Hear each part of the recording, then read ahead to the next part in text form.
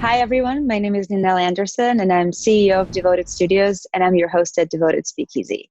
Today with me is an extraordinary art director, a close friend of mine, Lance Powell. Lance, thank you so much for joining today. Absolutely. This is great. This is great. I hope everyone's going to have fun. We're starting Devoted Speakeasy as a series of podcasts for game development professionals working in this industry and looking to grow and support each other and share knowledge and share, day-to-day things that happen in their life and how this can contribute to other people so we can be stronger as an industry. So Yeah, I hope great. today's thank you, Lance. I hope today's discussion going to be on point because Lance, I wanted you to introduce yourself because when I was prepping for this interview talk, I don't even know how to call it.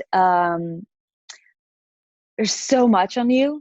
There's just so much information. Your experience in the industry is just phenomenal, from movies to video games to TV shows to working in clothes and like doing a website for artists to be able to find jobs. Like, if you can give our audience a brief rundown about yourself, and then we can dive deep in your experience and how they could be helpful to other people. Absolutely. It's funny. You brought up some stuff that I haven't considered in a very long time. And, I think so just to kind of start off who I am, my name is Lance Powell.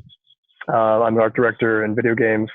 My career spans 20 some odd years, 25 to 27 years, split between video games, film, and I had a very tiny stint in advertising during the dot-com era. I was hoping to strike rich, but the idea between those three industries is really one of just being an artist. I'm an artist, and I think that the platform itself requires a certain set of skills that allows you to communicate with different audiences, but it's the same skills. So yeah.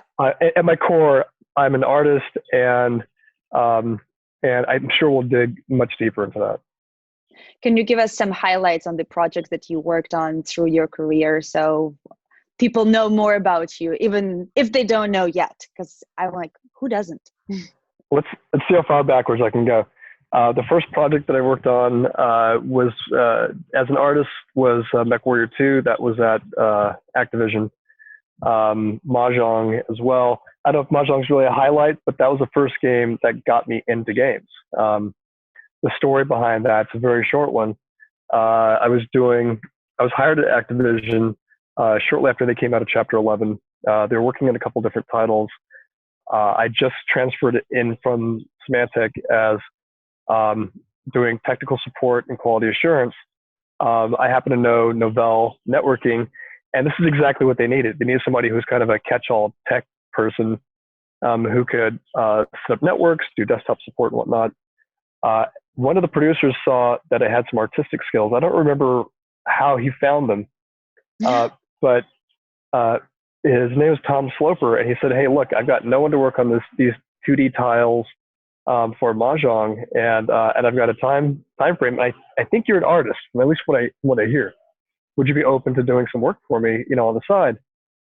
And that opened up everything. I started doing 2D work for Tom, which turned into video compression for animations, which turned into artwork for Mech Warrior. And then that really kind of started the spark from there. Okay. Wow. I mean, did you have any background before that into work? Like, did you study? Did you take any courses? Were you just like... Yes and no. So I was at Otis Parsons when the school was actually combined with Otis School of Art, Parsons School of Design. I was there for 3 years, never finished. I felt at the time that I knew way more than the teachers. I didn't. I was learning certain ropes that, for my dreams, I wanted to be a comic illustrator. I wanted to do comic art. It's what I grew up on. It's what I knew. And here I am in art school learning fine art, which is great. Typography and working with metal and working with paints. It informed me informed my career. But I didn't have that vision at the time to see how it was actually going to benefit me. And there was no digital instruction for anything. There were no courses on Photoshop. There was no Illustrator. I learned the 3D Studio before 3D Studio Max on my own at the time, and maybe even a little Power Animator before I really kind of was put into production to learn it the hard way. So I think like a lot of people early in their careers in both film and in games, you fall into the industry and then you're pushed to learn how it works. And that's how I cut my teeth. As the schools opened up and started offering digital courses, I'd go back from time to time just kind of refresh what I knew or reinforce what I thought I knew. But the end of that was really,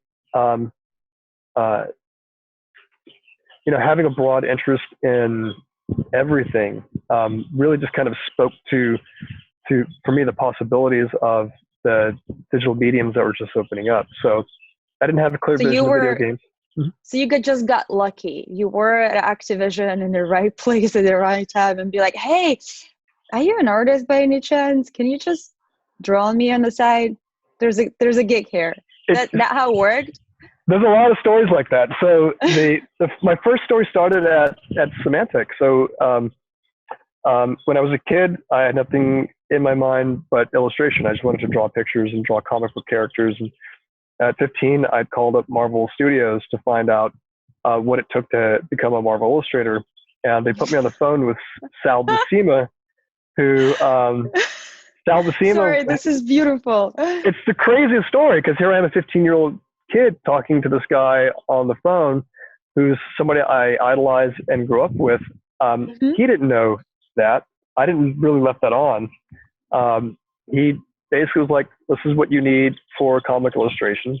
These are the steps it takes to become a great comic illustrator. These are the type of things that we look for. Good luck, kid. See you in the future. And love it. It's sadly, it tethers back to multiple times I ran into Stan Lee and had never pushed the comic work forward until probably about 10 years later. And then my time in comics was not what I thought it was going to be. Well, we'll get back to that part because I really want to hear about that. But I know you're shy, so I will give people a little bit of rundown on your experience because I think it's phenomenal. Like working by luck in Activision and going into movies and working on Lord of the Rings for almost 5 years in New Zealand, and then going to work on Shrek 2, which is one of my favorite movies, and from there working on Uncharted, then working on as an art director on Medal of Honor, working on Cloud Imperium, Star Citizen, You're missing North America. You're missing Battlestar Galactica. I am missing that one because I was like, there's so much. Like when prepping to this, that actually Serenity and Galactica were two of my favorite ones from that list because it's a very interesting mix of movies and a little bit like the CG part to it, and then I think that's how they mixed. But we're gonna dive in that, and then North America art director for GameLoft and working on a bunch of mobile titles, including Cars, which I don't know who is not a fan of that. And again, Cloud Imperium, Star Citizen, Skydance, working on top-notch VR titles, working with me. I've been super lucky to work. This is why I don't go into detail. By the way, I'm impressed that you're going through such a deep rundown. I really appreciate it. Yeah, I did my prep work. So I do have like questions for you, not only for the audience but personally for me because I'm fascinated by your experience and I cannot draw myself.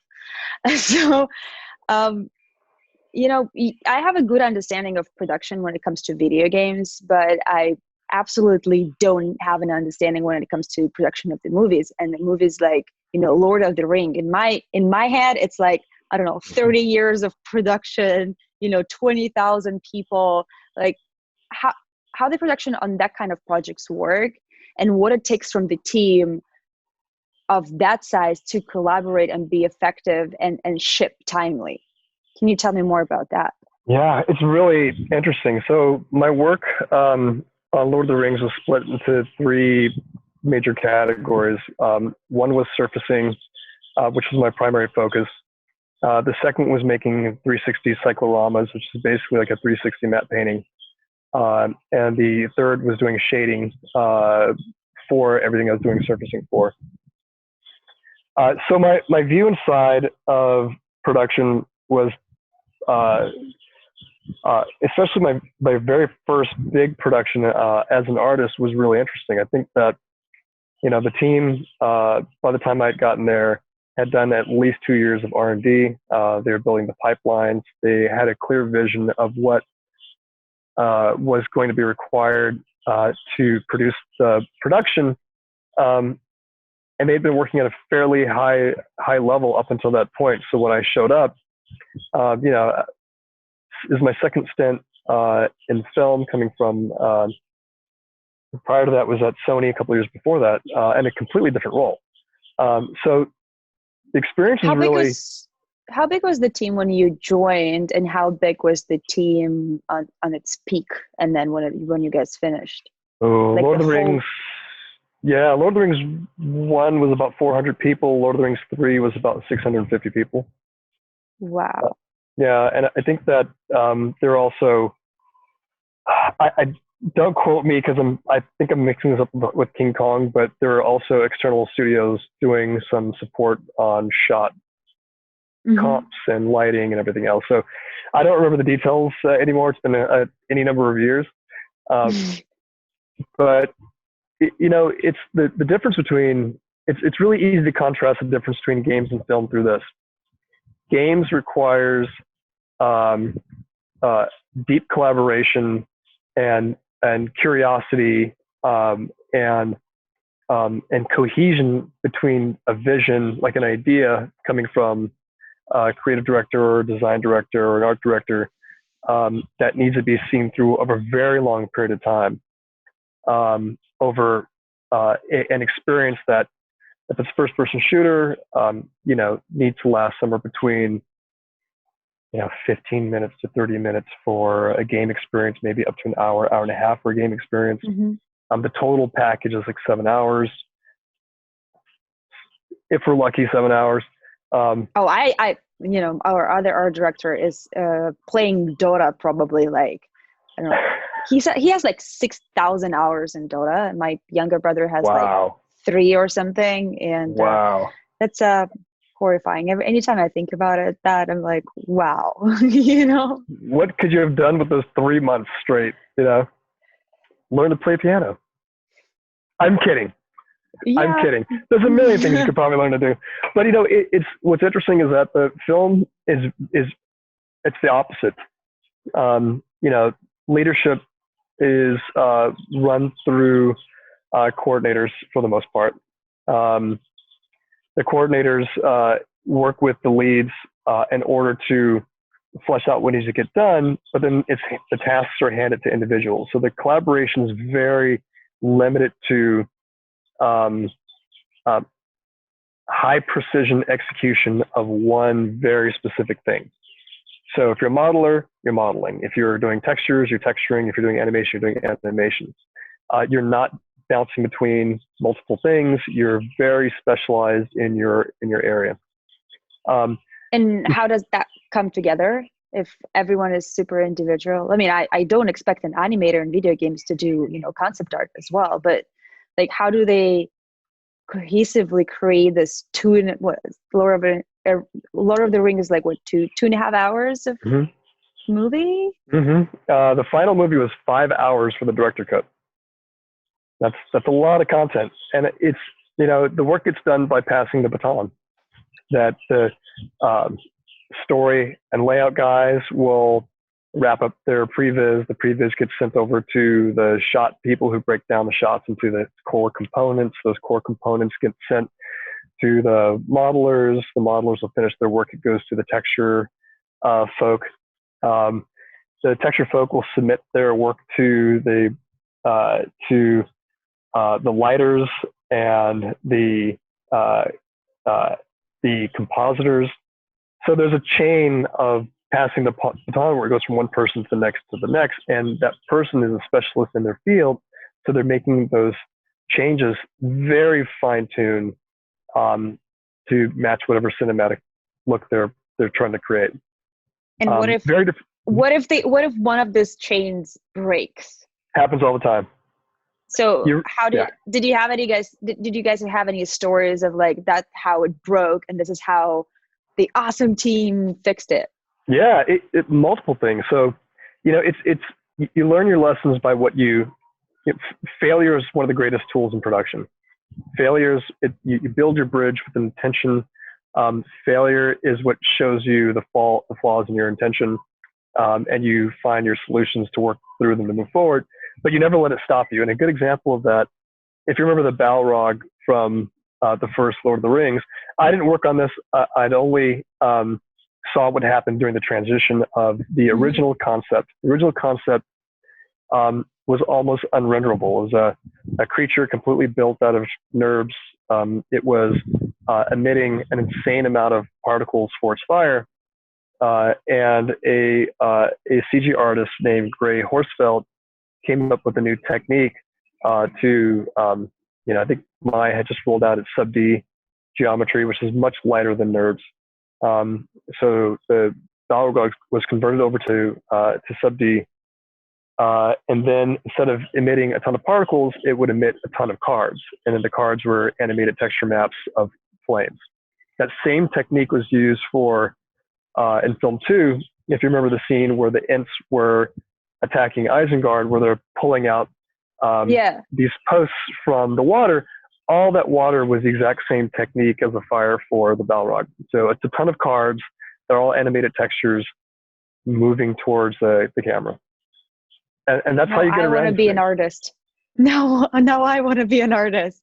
But it seems like it will take me like 10 years to get to the level that you guys got on Lord of the Rings. And I can even imagine back then when there's barely any tools comparing to what is existing right now in the market. Like, that's right. You can go and buy tons of materials and skip doing all the work. And back then, I guess there was nothing. I bet there was no like website with, hey, this is my work and this is how you can get to this result, right? That's right. It's impossible, right? And every year is this kind of advancement of a technology. So I think a good example of what you're talking about, if you remember Titanic, the water in Titanic was all done by Digital Domain. It was all procedural. It took a team almost a year to produce the water with the flow and the caps and the details that it took to get that look. But now it comes fresh out of a box of Maya. Right, so you can see how the technology was invented to support one particular project, and then how it migrates into technology with all the ease in the world of just pressing a button or two. Well, first of all, I never thought that the water in Titanic is generated. I always thought it was water. So back then when I was watching it, but now I'm like, I should go and rewatch it. Oops. And be like. No, but it's crazy. Like I was my favorite game of last year was Detroit Becoming a Human, and I was so into it that I went and decided to replay Heavy Rain, and that looked so bizarre comparing to Detroit with all the textures and facial animations. And literally like one of the main characters in Heavy Rain, she had like brown teeth, like she was smoking crack throughout the whole shooting of the game, whatever. It was just like the quality, the animation, everything. And that was only like 5 years prior. Right. It's insane. So like I need to go rewatch Titanic and see how did the water work was done back then. It's really. Thank you so much. Sorry, go ahead. Thank you so much Thank you so much for sharing that. And I bet you have a lot of stories. I wonder, like, when it comes to work in the movies, and you have like two really incredible movies aside from obviously the Battlestar Galactica and Serenity. There's like Shrek 2. And Lord of the Rings. I've got some bad ones too. Okay, let's not go there. Come on, Ultraviolet.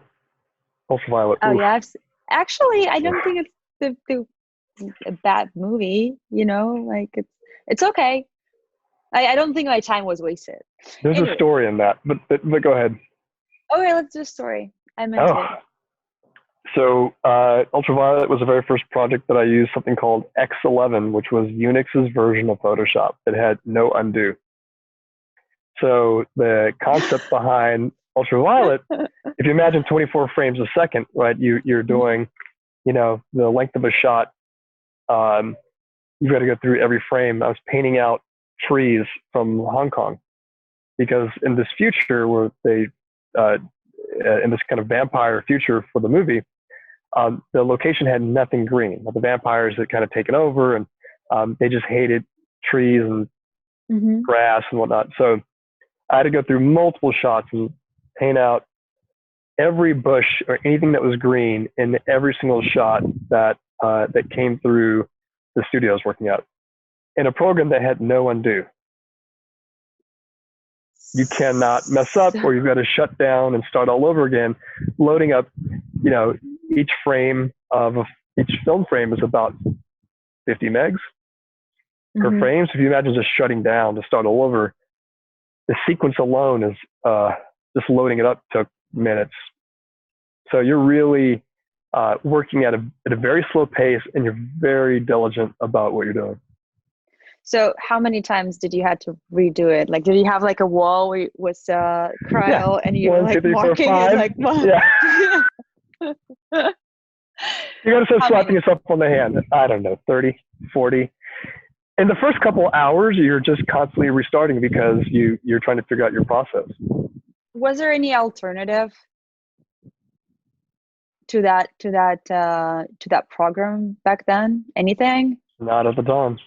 Photoshop. Wow. Photoshop was not capable of handling 10-bit logarithmic plates. You can do it now. Well, if any of the artists that have started in the industry only like 5 years, before this episode, you are so lucky. Anytime you experience frustration with Maya, Max, or any of the tools, you're so lucky. You're just so lucky. And you're welcome. There's a lot of people who built those tools in order to make them. We started from this premise. Wow, we really want this to be easier. How do we make this easier? And this is the advancement of technology. I like that.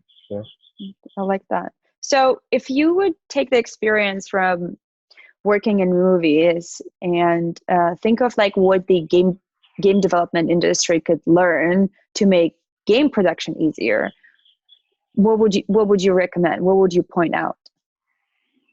It's a good question, because I thought a lot about that, and they're very different. I think that looking at them as separate mediums is probably the best approach. Games requires a lot of access to brand development, expressing a property, a deep understanding of why certain designs are meaningful to you and to your team, not to a director. That the ownership and responsibilities put on the leads and directors to utilize their specialties to craft. They've got to craft. It's very different than film, which requires specialists at every step. Moving product down chain much more like an agile type process, a Scrum type process. That I wouldn't equate them the same. That the pace of film, for example, could be 6 months to do 1,200 shots, when a game requires years to produce probably the same volume of work. So I think that the lessons to learn, at least the lessons that a lot of us will learn migrating over, is that the skills are interchangeable. You're a 3D modeler in film, through 3D modeling in games. Same thing with animation, same thing with surfacing. That the skills are very malleable between both industries, but the processes are very different.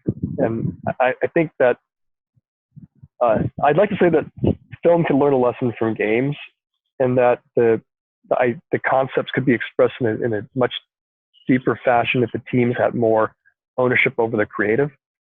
But that also opens up a lot of challenges because the director on one side is ultimately the final visionary, and in games, it's a collective. Do you really think it is collective? Because in my experience, I mean, I see very different projects and very different studios working in external development, and I don't think there is a unified approach. But what I've noticed a lot is actually a lot of times a top-down view. So you have to like earn your place to talk or to contribute. And it seems to me from what I'm hearing on the movies, it's very, very like designated. Like you're good VFX artist, you're responsible how the VFX going to look like, you know, and there's not overly input on movies or no. Like what do you feel is the difference?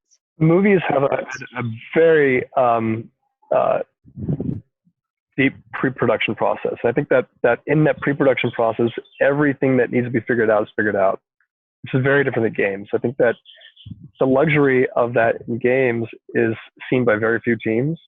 Most teams are moving into production while the pre-production is still in progress. And the industry's been moving away from a lot of that, where they're focused more on get your pre-production done first and then do production.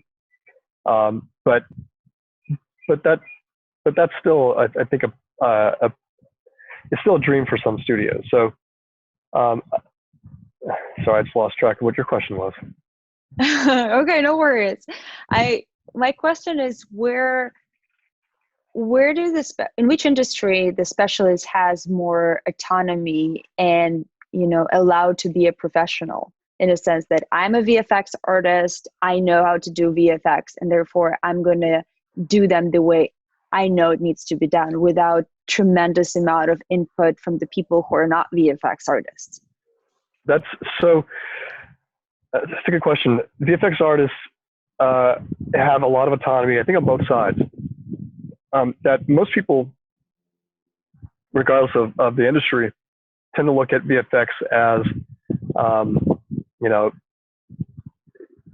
too technical, too creative to really dig too deep into. So if you're a non-technical person, you only know if you're getting the results that makes the client happy.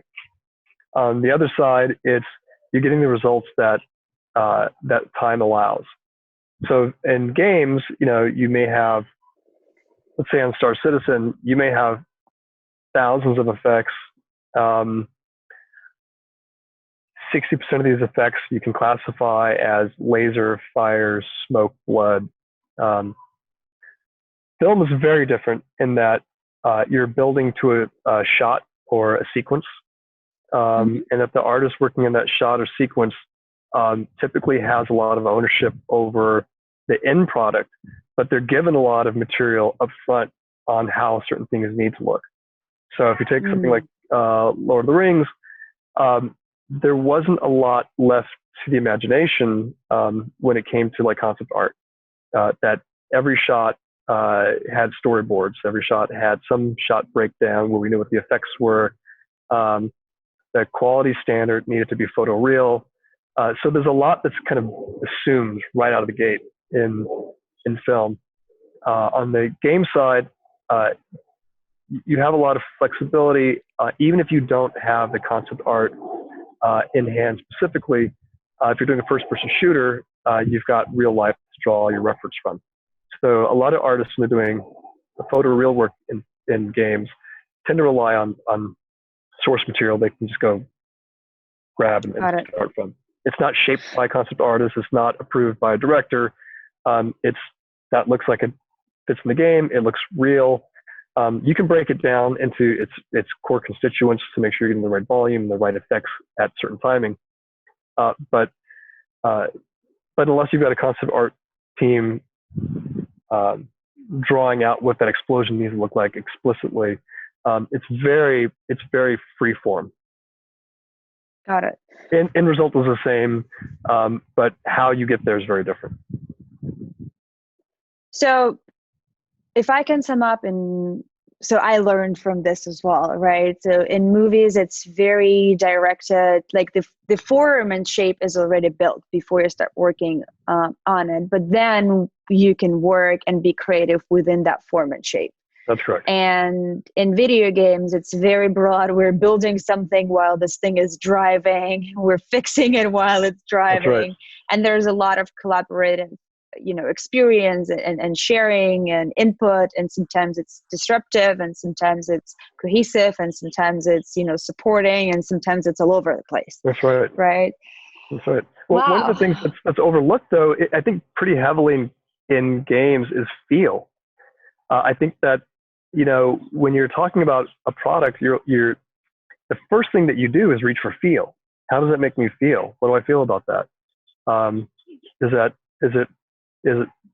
I pulling on an emotional string that allows me to connect with that thing? Creative directors in games tend to focus a lot on how does that make me feel? And in film, you don't have that experience. Film isn't about that. It's just about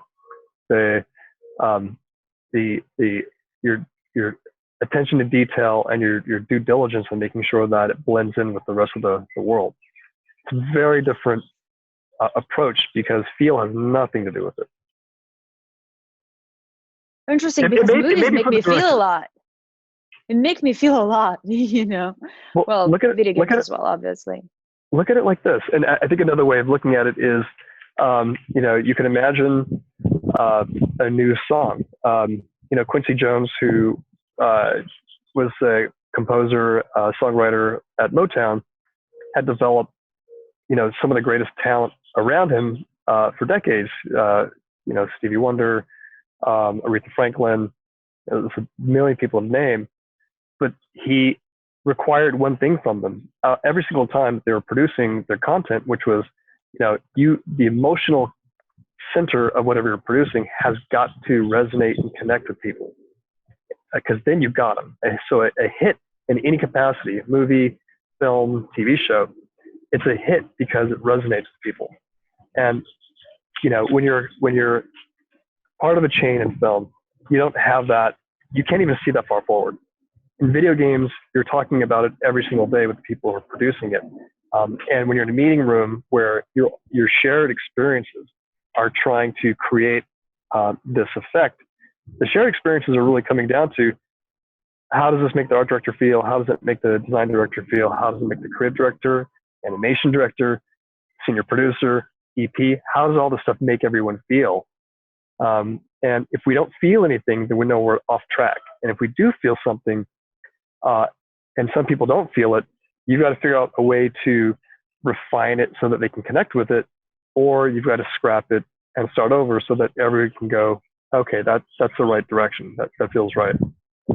Well, it's hard to imagine for me how one cannot feel when you're losing 3 times in a row in like Call of Duty or whatever other game where you're like majorly killed, and all your clan or people you're working or playing with are hating you and like shouting in microphone, all of that stuff.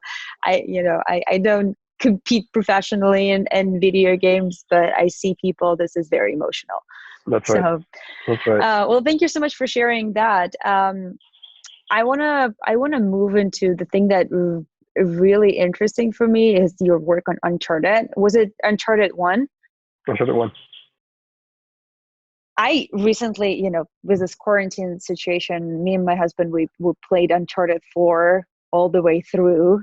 And to be honest, I have not played Uncharted, but, somebody that before that one, as somebody working in the video games industry, I obviously know about the game and its success and the team behind it. And question for you. When you were working on Uncharted, the first one, before the game released, did the team know it's going to be so successful? Was it like the spirit and the vibe among the people that we're going to make the game that's just going to be a top-notch franchise and a new word in the industry? Like, tell me about that part. First off, let me say hi to everybody over at Naughty Dog because they're awesome. And, it's interesting coming from film, going back into games, to work on Uncharted. I actually didn't have a view as to what modern games was even going to look like. I'd been in film from '98 to advertising was in between there. So maybe 7-8 years of a gap. Basically, the PlayStation 2 is what I missed. So coming back into PlayStation 3, there was a lot where I knew that the experience I learned in film directly related to the work I was going to be doing. Right, I was building RenderMan shaders, doing a bunch of surfacing, and the work that I was looking to do on Uncharted was the same thing. What technologies do I have at my disposal to bring this look from film into games? What technologies do I need to say, hey, look, if we did this over here. If we bring this over here, it's going to, greatly boost the quality of the work.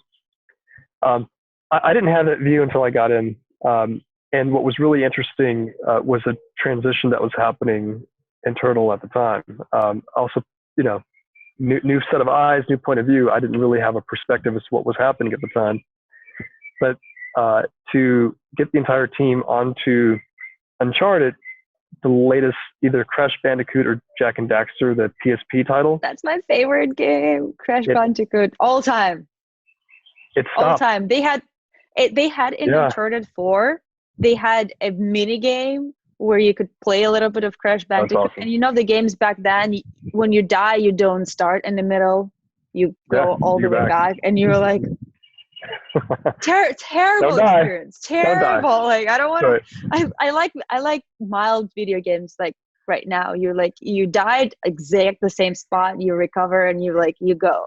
So not hardcore as it used to be, but I remember myself playing them. Sorry, I get very excited about Bandicoot. It's like, I can't even tell you how many hours I played it and like fought with my sisters of who gonna be playing Sony PlayStation.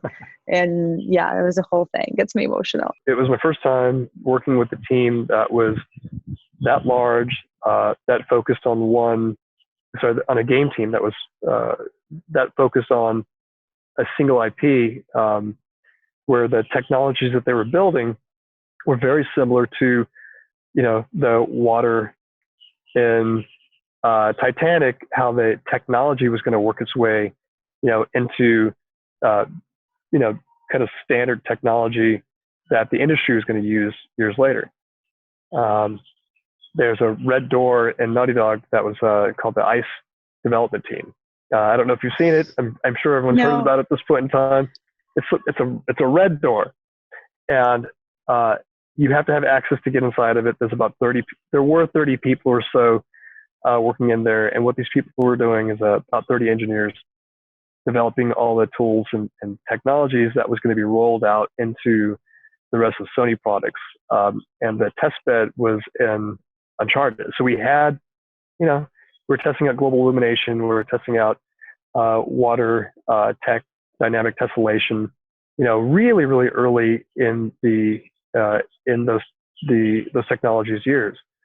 So for me, it was like being a kid in the candy store, where it kind of felt like Weta, but at the same time, they were inventing all the core components that was going to feed the PlayStation 3. Everybody who was working on PlayStation 3 across the industry, and then ultimately feed into kind of standardizing tools and technologies for the PlayStation 4 and 5 and beyond. So,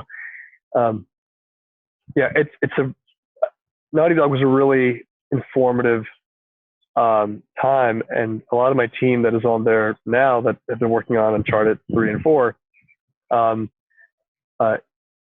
have been kind of functioning in the same way that I started, which is you're always on the forefront. They're always pushing the technology, and I think it's the sole reason why they still, kind of fight the good fight, because everything is fresh. It's constantly new, and they're not having to chase another IP. They're inventing IP. Mm-hmm. Wait, but tell me about what is the spirit that is in the studio, because I cannot even imagine of how much pressure is on somebody or the whole team being like, you gotta ship the title that millions of people need to love, and you're gonna Right. do it? Like, how is the leadership built? I don't know. Do you have like cheerleaders, or like, did you have cheerleaders, or like, how did this all work so everyone comes to work and like, we're gonna make the best product ever? Or was it not like that? Because It that's was how not like like I'm that. like It wasn't like that.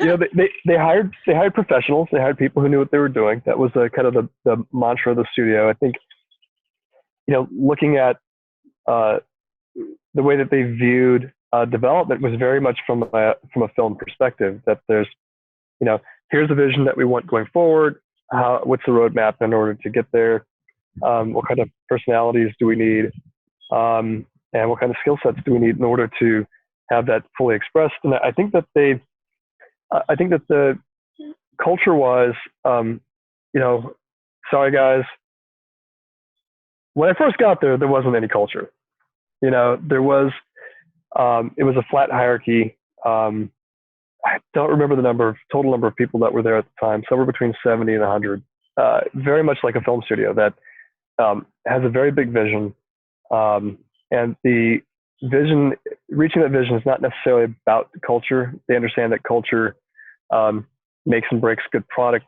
My experience with the team was everyone was a professional, everyone was driven, everyone was motivated. Having a flat hierarchy meant that you really had to design and figure out your set of tasks and how are you going to feed into the bigger picture. There were no producers. Tell me more about that, because I bet flat hierarchy is different for a different company. That's so right. What did that mean for that team? So as a flat hierarchy, you were responsible for your own work. You didn't have a lot of people to report to. The rounds that we were doing was typically done by the creative director and maybe one or two other people. So it was a very interesting experience in that, you really just had to put your head down, whittle your work, obviously talk with the people around you about how you're getting your stuff done, and defining certain parameters for the work that you're going to be doing. But beyond all that, it was really much an effect of just getting it done and playing equally as hard as everyone else, which is very different than, say, for example, at EA, where the culture was very strong and very high, highly motivated people who had cheerleaders and had a very rigid hierarchy, where the producers did X, the lead and directors did Y, the executive producer did Z, and we all knew what we were supposed to do in that chain. Naughty Dog, as far as I understand to this very day, has made some tweaks where producers are now involved, and there's obviously more production management tools to support, tracking what they're doing.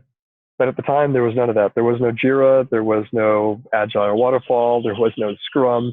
It was Excel lists and tenacity. And if you forgot something, sometimes it fell through the cracks.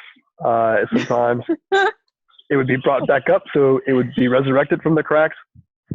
And talking to the teams who've been on Last of Us and on Uncharted 2 and Uncharted 3, that same essence has still been there, which is, they slowly build the property to understand what it is that is going to make it a good property. They slowly build the design process and the animation mechanics, the look and feel. And once certain things are kind of set in stone, the team moves very fast and very aggressive towards that goal. So, you could work 20 hours a week for 6 months, and once everything's figured out, you're jumping up to about 60, 70, 80 hours a week for another 6, 7, 8 months. I think that, I was born out of that. I think that, my time in film and my time in games, I used to see it as a rite of passage, that part of cutting your teeth in the industry meant that you are expressing your passion for the project by putting your time in. And I think that over the years, people look at it as like, man, you're doing too much. But when you're an artist, I'm being paid to create. I'm doing exactly what I wanted to do, and I'm happy doing what I'm doing. You know, at the end of the day, I've got something that I've breathed life into. It looks awesome. People are enjoying it. And I think that there's a lot of reward in that. So the new paradigm, where overtime is frowned on, I think that the industry has made a really interesting pivot. That the properties that will float above will be seen by the teams that put in the extra effort, and the properties that are beneath them are the ones that you can see have really managed their overtime. So I have a question to you. On Uncharted, you were working as a surfacing artist, and then you moved to EA, where you were an art director on Medal of Honor, which is one of the biggest franchises all time, right? Mm-hmm. It's a trendsetter in everything that we know when it comes to shooter games right now. So tell me what it takes to become an art director on such a huge project. Like what did need to shift in you? What skills did you need to have? How did that change, from an artist to an art director? So EA was really interesting. I think that in particular on Medal of Honor, I'd worked on Medal of Honor Airborne before that as a senior artist. And I think just even by chance, I happened to be, I went from single player missions, which was the majority of the team, to multiplayer. Multiplayer on Airborne was largely an afterthought. And when it became a feature that we had to turn into, like, add to the product, make competitive, we built a very scrappy team. I was the only artist on the multiplayer version of the game. And I felt that I had so much creative freedom. I was just able to do stuff. And on occasion, the team would come around and they're like, holy shit, how are you doing that? Can we take that and put it back in a single player? And that was literally, I think, the biggest component that, I was able to kind of free myself up and just create using all the skills that I had in film. And at the end, I had a product that was pretty good and definitely kept up with our single player experience. So when Airborne was done and our team ramped down, I was actually looking to go back into film, and the art director position was offered largely because of the work that I'd done on multiplayer. I worked on a little bit of DLC content as I think a test from leadership to see if I could do it, and how I worked with the people around me, and how I got them to focus in on the certain aspects of the experience. And when I was done, they were like, that's the best, the multiplayer extension was one of the prettiest components of the game, because we decided to completely forego all the techniques that we had used on single player, which was, this is the foundation to learn. Now I'm going to use the stuff that we've learned, and we're going to modify it and then roll it back out. That DLC level was produced really fast and just looked great. And it was a foundation for, I think, how the studio was going to eventually move forward with all their future IP, which is white box, gray box, put on some lighting, let's feel it out and move it forward, as opposed to let's build the whole thing and then play it and see how it feels. Oh, now we've got to scrap 30% of the assets because we've got too much. That the migration from DLC into art direction was just, okay, you've had your shot on DLC. Now we're moving into an actual IP. Well, tell me more about that part. Like, I want to learn about what it takes to be an art director. How many people, you manage? How do you help them grow? How did you help them to overcome challenges? And also, how did you work with your peers? How did you work with your stakeholders? How was it working with, your producers who were managing the work and trying to beat time, but you're managing the work trying to beat quality. Which is, but right. when you start project, you have this market expectations and you're shipping 3 years from now. You don't know what your competitors are having, in their kitchen cooking of breaking through technologies and the quality and the visuals. So you always need to be thinking at least through what would the market look like in 3 years from now, 4 years from now, 5 years from now, how my product can be relevant, and juggling, growing and nurturing the team. And also, I bet fighting with your, producers and technical directors and all of that stuff. Like, tell me more about it. So I'd started pretty early in my career art directing. And I think this is something really important to learn for young art directors, that there's a misconception, I think, in the industry that, you pay for a young art director because what you're paying for is an inexpensive person who can fit fit the mold of that role. And I think that the lack of vision in that from the management side is that young art directors, they're leading from their experience. They're leading from, well, this is how I got here. I need everyone to do what I'm doing. That there's a lot of leading from the front and not leading from the rear, which is what happens as you start to get older and you recognize that fear propels young artists to lead from the front. The real answer is to empower those around you, the leads, the seniors, make sure they're held accountable, but make sure they're autonomous. That ultimately what they're trying to do is they're trying to just inject their own creative into a project, just like you are. They're trying to follow your example, follow your rules, follow your direction, and then move forward. If you're too busy leading from the front, you're going to miss a lot of stuff that's right behind you, which is always your team, their interests, their feelings, etc. And when you're leading from the rear, it allows you to open the doors for them to step through, to say, I got my shot being a senior. Let's see what it looks like for you to lead. And that you can only do that when you're looking out for their best interests first. So early in my career, I think I spent a lot of time trying to even understand what the responsibilities of an art director was. It's not like today where I get to jump on YouTube and have at least 2,000 people tell it to you in 5 different ways. This was where you're trying to figure out what the role was, and there was no role definition.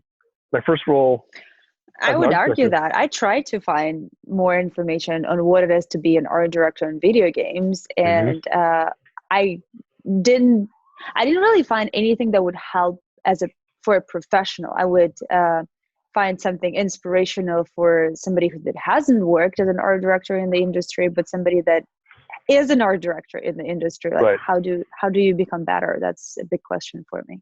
I think for me, my experience, I like to feel, was a little bit kind of a roadmap for future art directors like myself, which was an intense curiosity for the medium that we're working in, having a vision of whatever it is that you're working on, making sure that vision is clear from the first pixel to the last pixel, and that you're accountable to the people around you. And I'm sure I'm missing some really key stuff right now. Vision, on time, on budget, on quality. Always, always. When you're trying to triangle. When you're trying to define the role, it's interesting because no one knows what the details. No one knows what the role is any better than you. And if you're trying to figure it out, you're really just defining it for the future art directors. The first project I was an art director on was Flintstones Bedrock Bowling for PlayStation 1. Holy fuck. Yep. I had a team of 4, and I had no clue what the hell I was doing. I know what I was doing. I'd worked on games before. I knew how to make stuff pretty. And that's what I was hired to do. I was hired to make that look pretty. For the guys around me. What other projects I don't know about? I mean, Flintstones. What else? What other cards do you have that in the project that I've never heard about? Gex 2 Into the Gecko as a port. That was I think it was with Adrenaline or Real Time. I can't go that deep in my mind right now, but there's been plenty of properties over the years where Hyperblade, that was an Activision product. Oof. I'll buy you some drinks when the quarantine is over, and we can get deeper in that story. So I'll hold you to that. How to work with producers? Like when you're working on the property of this size, right? And I bet producers and engineering team and leadership, you kind of all work on one product, but all of you have different KPIs and all of you have your different interests, right? And you also need to think of having the back of your team and allowing them be creative and not stifle their creativity because the deadlines is coming up. Like, can you share, maybe you had any stories on the project of how did you manage to come to, a happy medium, or maybe you haven't? I don't know. I think it's, it's the producer's job ultimately is to move the product forward. It's to make sure that every person who's feeding into the system is, hitting the milestones that they said that they can hit, and that the product in the end is an expression of all those milestones. So producers tend to come from a lot of different walks, just like art directors. I don't think there's any one, rule to define how those relationships work. I think it's really up to, it typically starts with the studio's perspective. An example that would be, some studios are driven by producers. Some are driven by engineers. Some are driven by design. Some are driven by a board of directors. And that every studio you step into. What was yours? So Naughty Dog had no producers at the very beginning, right? That the team had to come together as a collective. EA had producers, development directors, development managers, coordinators, and associate producers. And that every one of them, including senior producers and executive producers. So that the chain of information and who was managing what and how that was being contributed to the whole was a very managed process. Was it helpful, or what was your experience in that? So as a creative, and specifically as a director, for games, I feel that games are at their best when they're director-led, and games are at their best when producers are in support roles to help move agendas of directors forward, right? So in the end, if you've got a creative director, design director, art director, animation director, that audio director, that we're hired because of our expertise, not to be limited by the expertise, but to be assisted because of our expertise. And that not every studio functions that way. And because they function a little bit different, you've got to find a way to kind of fit inside whatever that paradigm is. I think that, with games and maybe even film, that the end result is a culmination of that collaboration and the culture. And that you can see in really bad games, that team probably hated working with each other. And in really good games, they probably tried to kill each other in the end, but it's like they're together as family. And I think that when you function as a family unit, you're going to fight. You're going to have disagreements, but it's about the getting to that end as a whole, and not about functioning as an independent. So as an art director, it's really you've got to collaborate because you're working with designers and engineers and everyone who's completely part of that chain. And that any any misstep or any component where you're just, it's not working out, you're not seeing eye to eye. If it causes confusion for you, it'll cause confusion for your team. And if it causes confusion for the producer, it's going to cause confusion for the chain higher up. So it's to the benefit of the producer. Do you have a story that can, show when out of this conflict or disagreement or something beautiful got born? Like when you couldn't find something of how to make it work, and then you found, and that's, butterflies and unicorns happened. I think Medal of Honor 2010 was exactly that. I think that we had come off of Medal of Honor Airborne, which was a very difficult project for the team. We switched from renderware to Unreal. We went from 120 people down to 23.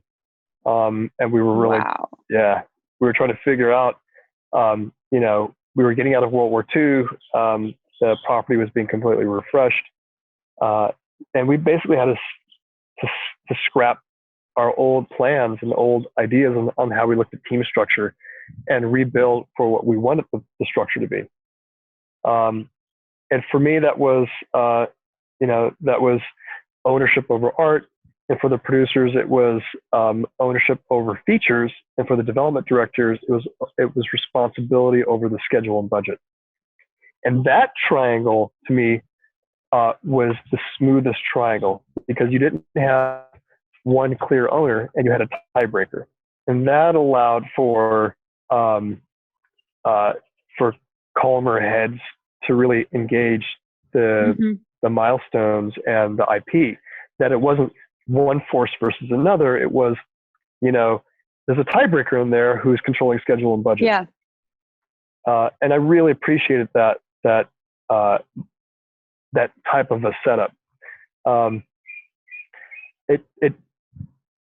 But EA had to get to that point in order to make something like that work. Years prior, they didn't have that setup. They were closer to Naughty Dog's flat hierarchy, and different productions had experienced plenty of problems, either moving, executing or getting out of the gate, or trying to maintain, some milestone complete that was above 50%.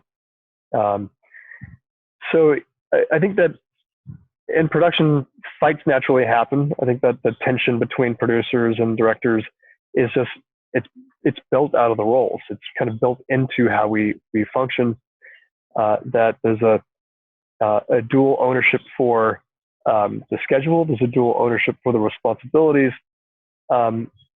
Artists tend to approach things a little bit softer than producers would like.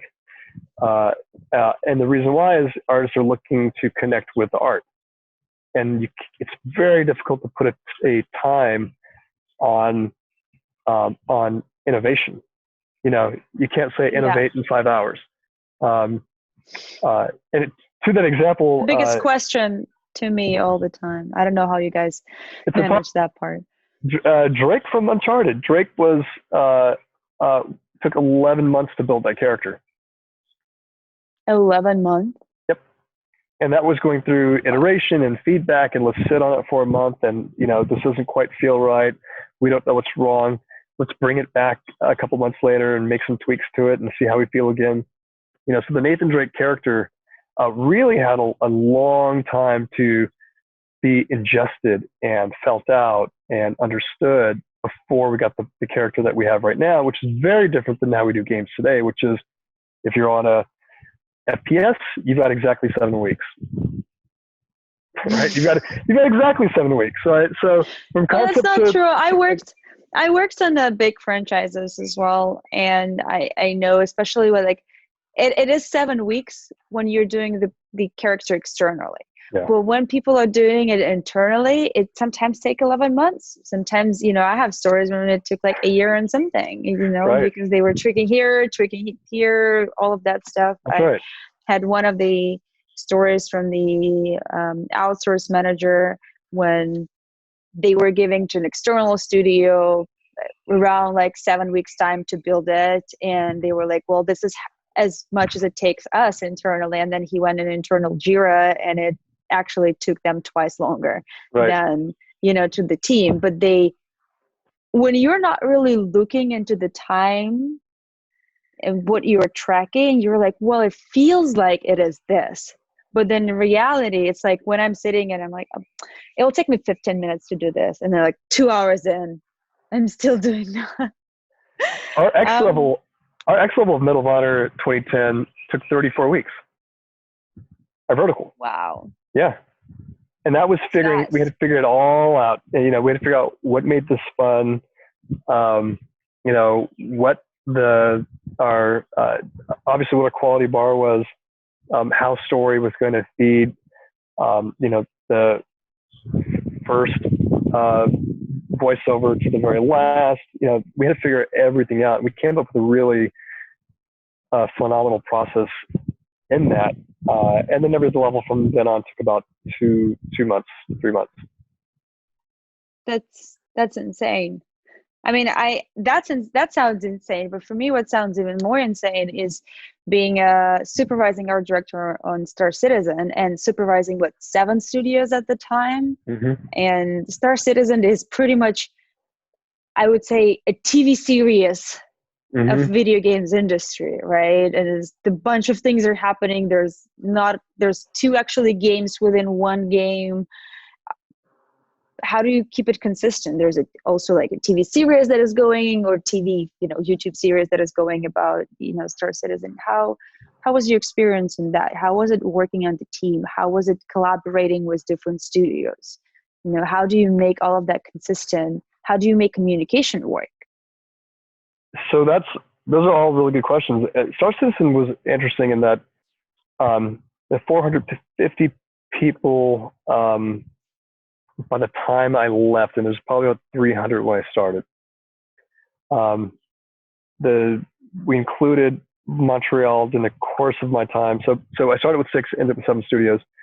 It's very difficult. The challenge that Star Citizen had at the time was every studio was building facets and components for different modules. So in one sense, it was easily managed because the game was focused into modules. You've got your third-person component, your first-person component, your flight simulation component, a social component, and a store component. So everyone was really kind of doing different things, and the challenge then became what happened when character artists from the UK were going to be working on characters for the team in Austin, and they both had 2 different sets of roadmaps they were building from, and 2 different schedules they were building from, and they're basically stepping on each other's toes. That it's no fault of the teams necessarily. It was a fault of the process. So one of the first things that we did early on was just take a huge step back from how work was getting done and say what's broken. And there's a lot broken, right? Everyone's kind of propelling forward, making progress, but we're hitting 35% milestone complete month over month, 5 roadmaps. We had a lot of duplicate efforts being made, not just on the art side, but also on the code and design side.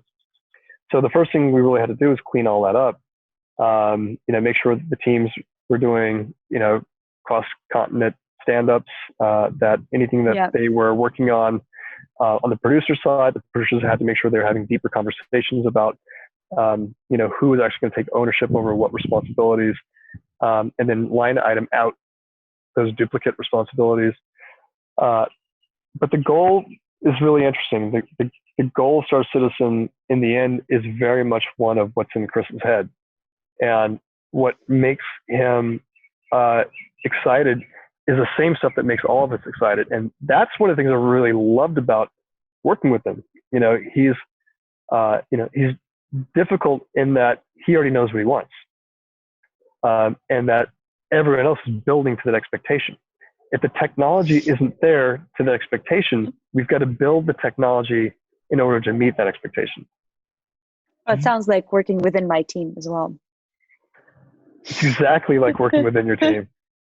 But it's beautiful. It means that there's the vision holder is already knows what the end goal looks like, and that the rest of the team is either falling short or meeting that expectation. If you exceeded it, great, like that gets rolled out to everybody else. But but in the end, what Chris, for example, really liked was, he grew up on Star Trek, Star Wars, 2001. We grew up on the same stuff that we all grew up on. So the vision for Star Citizen was not just an open world, but one that felt very connected to the content that we all grew up with. And the only thing that he was really looking to have expressed was, does that satisfy my inner child?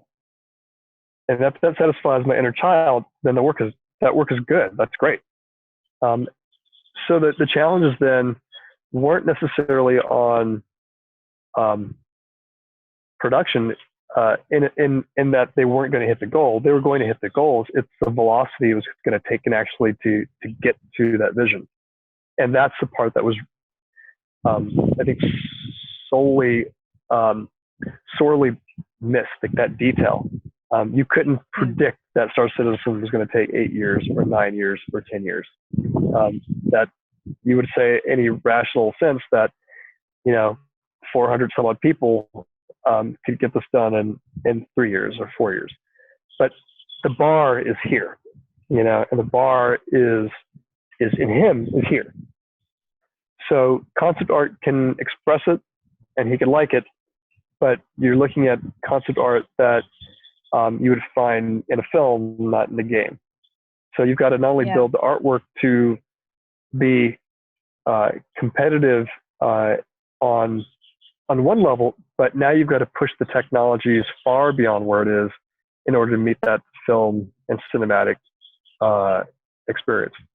I don't think that it could have been done with any of the engines out of the box. Actually, even today, I think Unreal is probably the closest that you can get to today. But that means that you had to go through all that engineering time and development time, and trying to find those gaps where you've got to really kind of figure out what's in that gap and how to close it in order to keep moving forward. And that's always the challenge. You don't know what you don't know until you hit failure. And if you don't hit failure, then you don't know it. Is being an art director in video games satisfying your inner child? Yeah, 100%. It's being an art director requires curiosity, tenacity, interest in a lot of stuff, wide, like insatiable appetite for creative content, comics, TV, film, wherever it lives, however it exists. You're going to use some of it. You're going to use all of it. So having interest in things, broad interest in creative, and having a curious nature allows you to connect all these dots. So it allows you to go, oh, I can see how this comic book stuff would work great in a game. Or I can see how this toy in stop motion would make an amazing game. If a lot of your fans haven't seen this game called Clay Fighter, I highly recommend you look at Clay Fighter. It's a game that came out in, 94, 95, stop motion animation, Street Fighter-like characters, awesome game. But that's what it takes. It takes, it takes a lot of interest and ultimately like willpower. I know this is the vision. I know this is the path. I know I've got to sell this at every step of the way because I can see it. And then once you've got your team on board and they're starting to build those components out, then you can go, see, like, here's how it works. Here's how it works. Every milestone. See, we didn't have to argue in the last milestone. Here's where it is. We did it. Yeah. Well, I hope our discussion today will help other people to argue less and see the bigger vision and the bigger picture behind, the next milestone delivery. I'm very grateful for you joining me today. I'm super happy for you being my friend, and I hope we work on more projects and do some awesome shit together. We will. Thank you so much for joining, Lex. Thanks for having me. Bye. Stop Bye. recording.